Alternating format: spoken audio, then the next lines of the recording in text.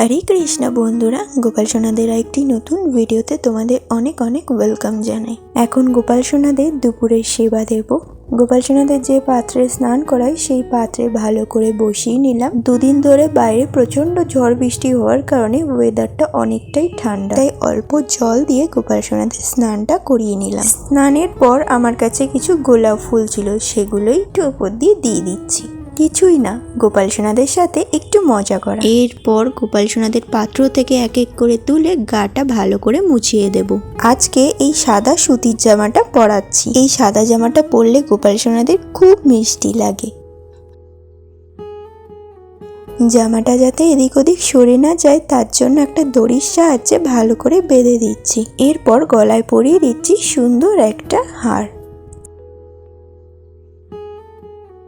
হাতে পরিয়ে দিচ্ছি তার সাথে ম্যাচিং করে চুড়ি। আজকে চুলের ওপর মুকুট পরাইনি, একটা হাড়ি মুকুটের মতো করে পরিয়ে দিলাম। সব শেষে তোমরা কিন্তু বলতে ভুলো না গোপাল সোনাদের কেমন লাগছে। রাধে রাধে।